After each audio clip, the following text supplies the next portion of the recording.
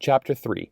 If I get convicted of driving without an insurance charge, what do I need to do to get the lowest fines possible? And the law is very clear regarding the penalties for driving without insurance. The minimum fine for driving without insurance charge is $5,000 for a first offense and $10,000 for subsequent offenses. The prosecutor is legally responsible for seeking the minimum penalty written in the law. That is their only job. So, however, it may be possible to reduce those minimum penalties. First, it's important to understand the context.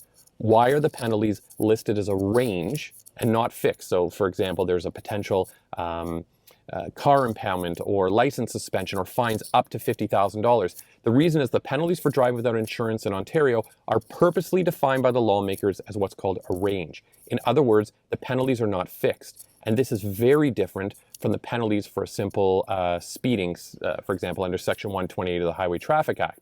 With simple speeding, the fines and demerit points and penalties are fixed. There is no discretion with what your penalty is going to be. However, if you are charged with driving without insurance, the penalties you are subject to has a very wide range, and these penalties are not fixed. Because of the severity of the driving without insurance charge, the more severe your case is, the more severe the penalty will be, hence the range. So who decides on how much the fine will be? The answer is the Justice of the Peace is the final decision maker on what your penalty will be, and that includes the amount of the fine that you will have to pay. So what factors go into the decision about what the fine will be?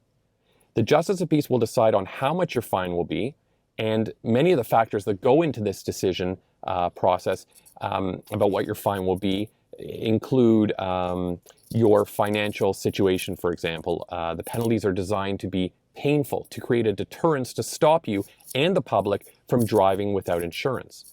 However, the penalties are not intended to bury you financially, especially on a first conviction. So whether you've had previous convictions, and if so, how old are those convictions, et cetera, if there was an accident, if there was anyone hurt or killed, or how your interactions were with the police officer, because kind of confrontational actions will factor into the penalty. These are all important deciding the fines. So is there anything you can say to get the fines lowered? Yes, but it's important to understand that the law is clear about the minimum penalty amounts. $5,000 is a minimum for a first offense, and the maximum is $25,000, and $10,000 is the minimum fine for subsequent offenses, and the maximum fine is now $50,000. However, there is an exception under the law called the Provincial Offences Act.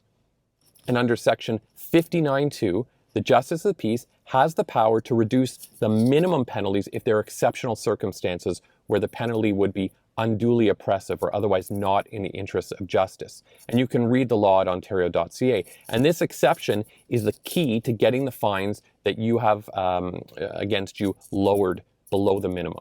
So how can I use this exception in the law to get the lowest fine possible? The only way to get the exception is to explain to the Justice of Peace why your situation falls under the definition of that Section 59.2, exceptional circumstances. In other words, you need to tell your story, and your story must touch upon the factors that the Justice of Peace needs to take into consideration when they're making a decision regarding the penalty amount.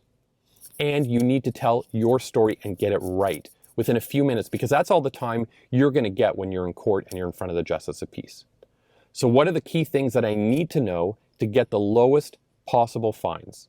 One of the most important factors is who is the Justice of Peace that will hear your story. Now, listen, we're all human beings, and so too are Justices of the Peace. Some are more flexible than others. Some take a stronger stance, some a little more flexible. If your story is heard before a Justice of Peace that is not flexible, then you may get a bad result. Example, a large fine. And that is true even if your circumstances fall under the exception.